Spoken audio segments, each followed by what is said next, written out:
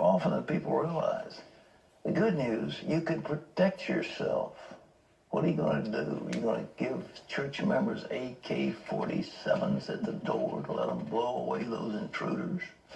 Mark Markin has that discussion with a security expert who helps churches keep their congregations safe. 911, this is Super Emergency. There's a shooting at New Life. New Church. One of the most publicized acts of violence at a church happened in Colorado Springs in 2007. 24-year-old Matthew Murray opened fire in the parking lot of New Life Church after the 11 a.m. service.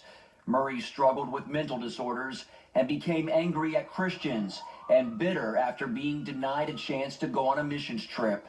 He took the lives of teenage sisters Stephanie and Rachel Works and injured their father and 2 other parishioners before encountering a church member inside the building who was a volunteer security guard. Saying God guided her and protected her, Jean Assam heroically faced the heavily armed Murray and shot him with her personal concealed weapon. He then took his own life. Incidents like this have church security expert Jimmy Meeks sounding the alarm. We're up to at least 473 confirmed violent deaths on church and faith-based property since 1999. And that number is equal to or maybe slightly ahead of the number of violent deaths that occur at schools that we hear about what seems like weekly. An ordained minister since 1973 and a police officer for more than 33 years, Meeks wants churches and faith-based organizations to become aware of the violence and learn how to protect their congregations.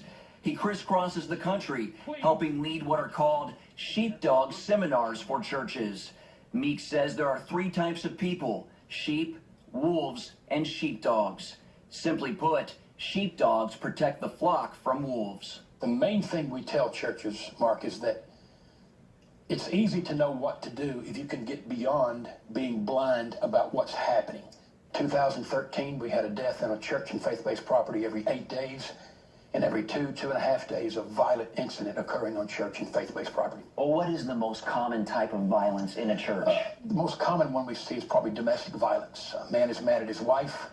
A church in Louisiana a couple of years ago, he simply went to the church, he pulled her out in the parking lot and shot her dead. We see that a lot.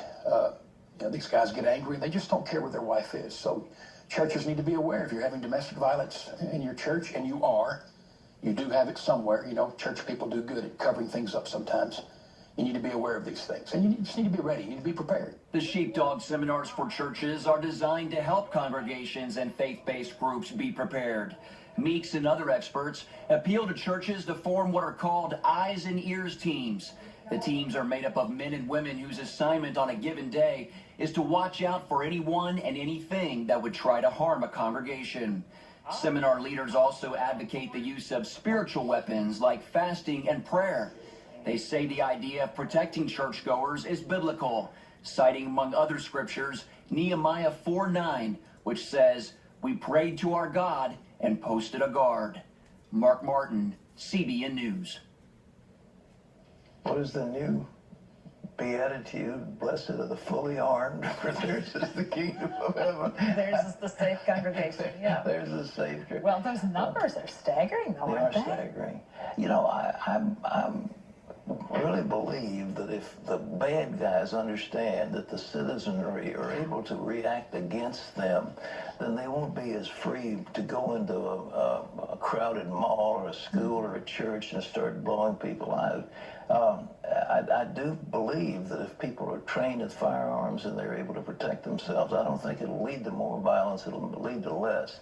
And that's what the statistics, I think, that are available to us show, that when there are people, the idea of having citizens who are trained or to have off-duty police in your church is not a bad thing. Well, so many of these shooters are mentally unbalanced. Exactly. You know, you can't predict something like that, but you sure can be You prepared never for know, it. but if somebody's there and, you know, that one lady, the guy shot 2, but then his rampage was over. He could have taken out 10 or 20 innocent people. So anyhow, it's something to consider. It is something you don't even think about. You want to go to church to praise the Lord. You don't want to go to church to shoot people or to get shot. Terry?